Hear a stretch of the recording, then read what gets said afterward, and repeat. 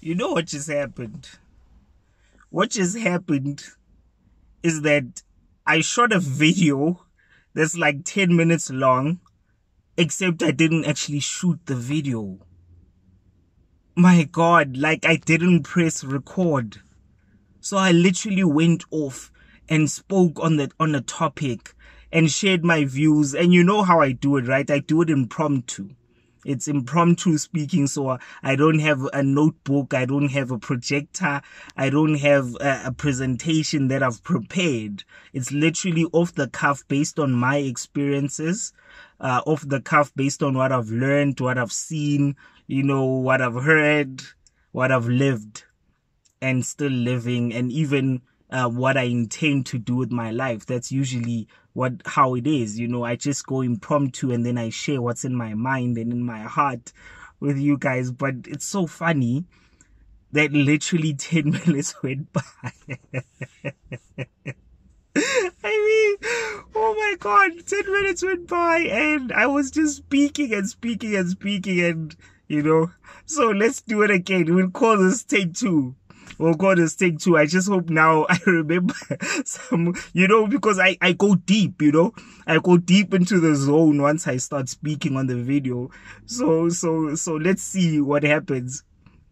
So basically the question is, what does wealth mean to you, right?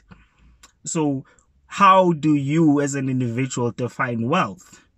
You know, there are a number of ways in which one would define what wealth means to them.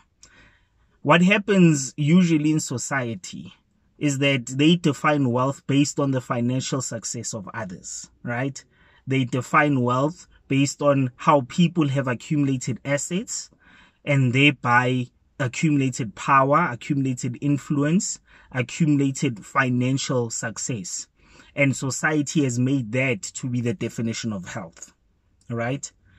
But there are so many ways in which you can define wealth as an individual. Because what's often happens is that a lot of us chase the financial success. Because remember, once you are brought into a world and you experience lack, what you want is that the generation to come, so for example, in my case, my daughters, I don't want them to experience lack. I don't want them to lack particularly anything that speaks to materialistic things, you know. I also don't want them to lack from a mindset and mentality point of view. I don't want them to lack from an emotional point of view, which is why wealth means to me also being present for my family. That's what wealth means to me as well. It's a particular aspect of what wealth means to me, because the definition of wealth, according to me, is the fulfillment of all the areas of my life that are important to me, you know. So financials is an aspect or area of my life that is important to me. My family, being there, being present, teaching them lessons, imparting my experience and knowledge onto my kids, you know, or not necessarily on as in imposing, but being there and being able to guide. Because for one, guys, I'll share with you, I didn't have a father.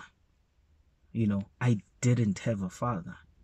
And even when I got married, you know, I made a proclamation, I made a declaration, I made a decree, and I announced it to my entire family. I mean, I announced it and I even fell into tears. I went into tears. I was, you know, like, and I'm not talking about just tears falling down my cheeks. No, I'm talking type, you know, like I literally went into tears when I was expressing how, as I have a family and as I've tied the knot, mine is to forever be present and not let my kids experience lack. There you go again. Not let my kids experience lack. So it was a very emotional thing for me. And that showed the deep sentiment of what wealth means to me, you know. And at that point, I mean, I was 25 when I got married, right? This is now what, 6 years later? And in that 6 years, one has been able to be there the entire 6 years, to guide, to build, you know, and to just be there in presence, because sometimes you don't need to say anything, you just need to be there, you know. And your kids are watching, my kids are watching, and I'm glad that I'm there for them to watch. So that's what wealth means to me. It's very important to me. That is a very important area of what wealth means to me. And then if we move to your physical, you know, well-being, another person might define wealth as that. Being able to feed their body, you know, what's important from a nutrient point of view, but also being able to give your body life so that it in turn it gives you life.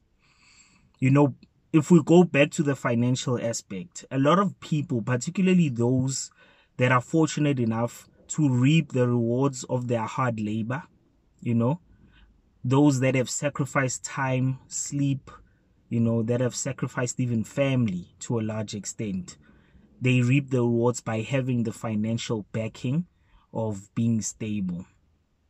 And then you'll find that they neglect certain areas of their lives. And those areas include areas such as, you know, family.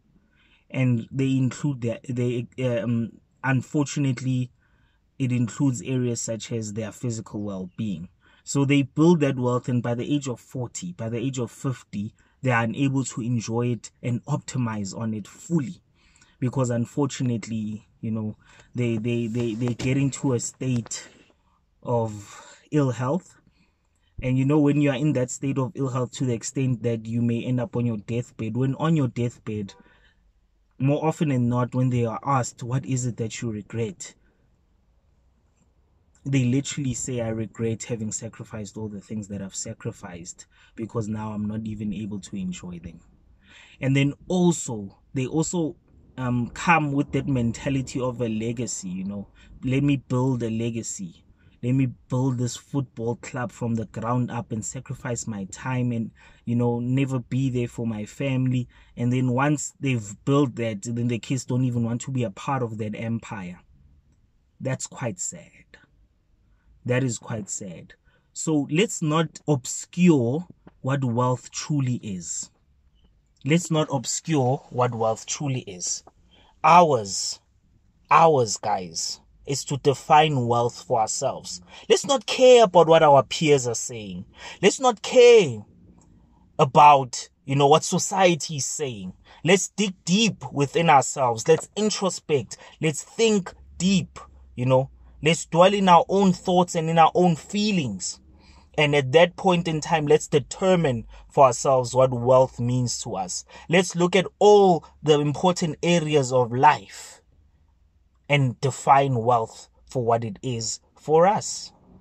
Only we can do it for ourselves. No one else is going to do it for us, you know. Another person may define wealth, maybe as I close, another person may define wealth as the ability to give back to society, the ability to contribute to society, the ability to have an impact on society. Not necessarily having a light shine on them so that they are applauded, but doing it so that nobody knows that they are giving back. But the impact being so immense that you can't hide, you know, how they feel deep inside because of what they are able to achieve by giving back. Look at all these wealthy guys that are signing the Give Pledge, you know, the Give Pledge or whatever by Bill Gates. They're giving away the majority of their wealth, money that they've worked for. Why? Because they understand that wealth, you know, it speaks to a number of things. It speaks to a number of things. So let me just close right here by basically saying, I hope in my heart of hearts that I've covered all the things that I wanted, that I covered in the video that I supposedly was supposed to have shot.